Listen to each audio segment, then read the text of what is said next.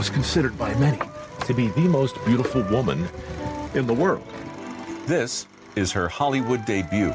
It's a film from 1938 called Algiers. She was so beautiful. It said that American audiences, when they saw her up there on the big screen for the first time, literally gasped. I'm gasping. You're actually making history entertaining, which we need. Super excited to have Mike Rowe joining us this morning. His new show, 6 Degrees with Mike Rowe, streaming now on Discovery Plus. What a treat. Good morning, Mike. Good morning, Carly. Nice to see you. Yeah, so I mean that. I've heard you talking in some other interviews about making history. I know this is important to your dad as well. You've had conversations with him about it. But it's true. I think we need more shows like this where it gets younger generations interested and where we came from. Look, as in all things, it's either fun or it's not. And Dirty Jobs began as a tribute to my grandfather. He was a guy who could build a house without a blueprint. 6 Degrees is a tribute to my dad, a guy who taught history for 30 years to junior high school kids. And he always told me, he said, you know, the real job isn't the history. It's trying to make it interesting for people who otherwise wouldn't care. And that doesn't change as you get older. Yeah. Most people today, you know, they know the past is back there. They just don't know why it's terribly relevant. So that was the challenge. Make a show about history for people who would normally never watch a history show. Throw every imaginable device at the screen, from dubious reenactments to puppets to animation. That's my old buddy Chuck right there, who I went to high school with. He assumes the identity of 30 different characters. There he is again. There he is again. There he is again. Chuck's everywhere. And when the dust settles on this thing, Carly, you wind up realizing you care about things that you didn't even know you cared about. And hopefully you had a few laughs along the way. Because like I said, in the end, if you're not laughing, you know, the joke's on you. Well, you know, it's so interesting. So I actually married, my husband is a history major, and we have this argument all the time. He gets frustrated that people don't know their history better. I'm like, it's because you need to make it entertaining. And you've done this. Well, thanks. You know, and look, any curious person is going to be curious about the past. What's changed since the days when my dad taught school is this, right? Yeah. We have access. We have access to 98% of all the known information in the world, which means we all have access to the same stuff. The question is, how are you going to arrange it? How are you going to tell the story that you want to tell? Are you going to just lean on the facts, or are you going to create a narrative? And that's what we tried to do here. You know, yeah. I can prove to you that a horseshoe can help you find your soulmate.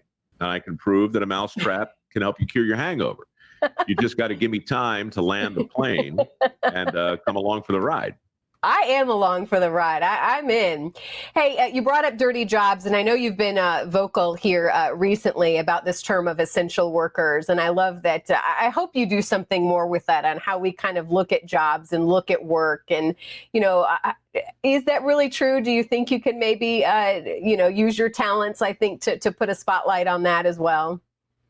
I hope so. You know, I mean, nowadays, for me, the question is, what are the topics left that we all have in common? What still unites us? Mm-hmm. We have to work for a living. Yep. Our past still unites us, you know? So those are the things that attract me. But yeah, we are looking at rebooting the series, because 15 years ago when it started, almost 20 now, geez, it really was a rumination on essential workers, because those guys and women were out of sight and out of mind. Today, though, we are seeing that essential work, as we understand it, is still critical. But that doesn't mean 40 million other people are non-essential. Yeah. Everybody's essential to somebody, even if it's just themselves. And work is such a huge part of our identity. When you tell people they can't work for whatever reason, for 9, 10, 12 months in a row, that's going to have some serious unintended consequences. And I would like to use Dirty Jobs again to take a better look at that. Yeah. And, you know, if the pandemic cooperates, I'll get out there and do it. Yeah.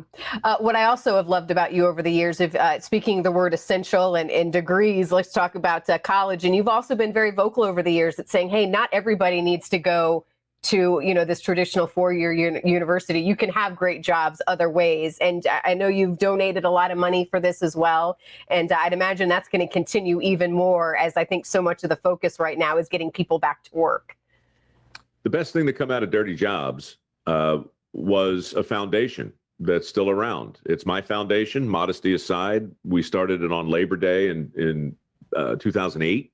Mm-hmm. We give away $1 million a year in work ethic scholarships for people who want to learn a skill that's actually in demand. I got no problem with college. My degree served me well, but in 1984, a 4-year liberal arts degree cost me $9,000. Same exact career today, or same exact degree from the same school is $90,000. It's just too much, And like I said, you have access to all the information, right? Why go so far into debt when there's so many great jobs available that require training? Anyway, that's what my foundation does. Yeah.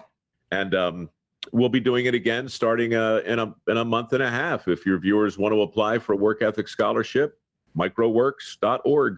We got the money. Trying to give it away. Well, Mike, again, what a treat to have you on our show this morning. We really appreciate it. Keep doing what you're doing. And of course, the show looks awesome streaming now on Discovery Plus. Thank you, Mike. Thanks, Carly. Appreciate it.